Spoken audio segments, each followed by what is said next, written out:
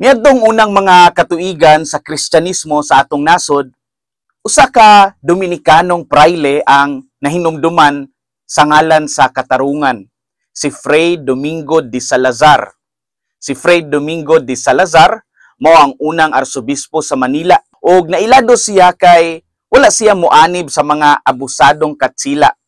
Siya mao'y usa sa mga unang mga katsilang praile nga naningkamot in taon sa pagpahunong sa mga abuso sa mga Espanyol batok sa mga Indio. Siya mimando og investigasyon sa mga reklamo sa mga Indio kontra sa mga katsilang inkomendero, mga nagdumala sa yuta ug sa tao. Misulat siya og report ngadto sa hari sa Espanya, din iyang gisumbong ang pagpangabuso sa mga lokal nga populasyon sama sa pagpugos sa trabaho, pagpataas sa buhis, ug pagyatak sa ilang dignidad isip tao. Misupak siya sa gipahigayon nga encomienda system, usa ka porma sa legal nga pagkaulipon. Din ang mga katsila himuong ulipon sa buhat ang mga Indio sa ngalan sa serbisyo sa hari sa Espanya ug sa simbahan. Alang kang Fray Domingo de Salazar, ang kagawasan sa tao dili kwarta, dili posisyon o gahom, kundi ang dignidad sa tanang binuhat sa Dios. Bisan tuod wala dayon mausab ang tibuok sistema, ang iyang baruganan na himong pundasyon sa paningkamot sa simbahan sa tibuok kasaysayan nga panalipdan ang dignidad sa tao. Ang iyang legacy makita gihapon hangtod karon sa misyon sa simbahan, sa pagpakabana, sa kalisod, o pagpamulong batok sa mga himuong dili makatarungang mga buhat. Sa atong ebanghelyo karon, si Jesus naghisgot sa kagawasan. Apan, lahi kini nga kagawasan, dili kini politikal, dili ekonomikanhon, kundi espiritual. Kung tumano ninyo ang akong mga pagtulunan, tinuod gayud nga kamo akong mga tinunan. Mahibalo kamo sa kamatuuran, ug ang kamatuuran maghatag kaninyo kagawasan. Dirita sa atong duha ka puntos. Una, ang kamatuuran mao ang makahimo sa tao nga gawasnon. Sa panahon ni Jesus, ang mga Hudiyo nag-ingon, anak kami ni Abraham, ug wala kami naulipon sa bisan kinsa. Apan si Jesus nitubag, ang nagabuhat sa sala, ulipon sa sala. Dili sila ulipon sa Roma lamang, kundi ulipon sa kaugalingong garbo, kasina, o kalibutanong interes. Ang pulong nga ulipon sa Griego, doulos, D-O-U-L-O-S, doulos, nagtumbok sa tao nga walay kagawasan, nga kontrolado sa iyang amo.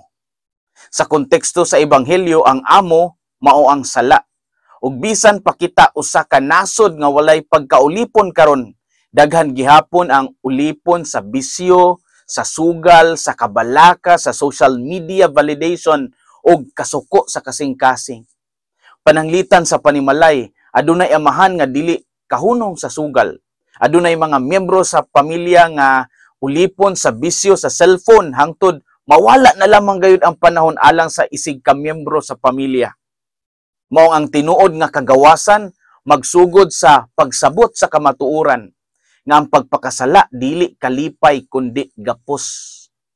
Ang kamatuoran mao nga ang makahimo sa tao nga gawasnon. Ikaduha, ang kagawasan makabot lamang nato diya sa atong relasyon kang Kristo. Si Jesus ningon, kung ang Dios mao pa ang inyong amahan, inyo unta akong higugmaon. Sa laing pagkasulti ang kagawasan, dili lang pag-ikya sa sala, kundi ang pagpuyo nga Diyos nun. Kung Kristiyanos ta, dili na kita magpadala sa mga butang nga nagpaulipon kanato. Atong buhion ang gahom nga atong nadawat sa bunyag. Ang simbahan dili lamang kasangkapan sa pagbadlong, kundi sa pagluwas o pagpahiuli sa mga ulipon sa sala nga gusto mo balik sa amahan.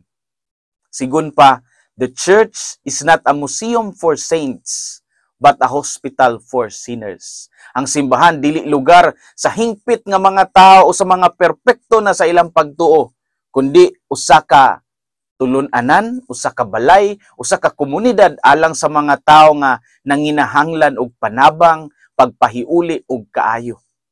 Sama sa ospital nga nag-abli sa mga masakiton, ang simbahan bukas alang sa mga makasasala, alang sa mga tawo nga nasamdan, napakyas, nakasala og nangita og pagbago. Dili kini exclusive nga club sa mga balaan, kundi usa ka espasyo nga puno sa grasya, kaluoy ug pasaylo. Sa simbahan ang Ginoo mao ang atong doktor nga nitawag dili lamang sa mga matarong kundi sa mga makasasala aron pagahimuon silang bag-ong linalang.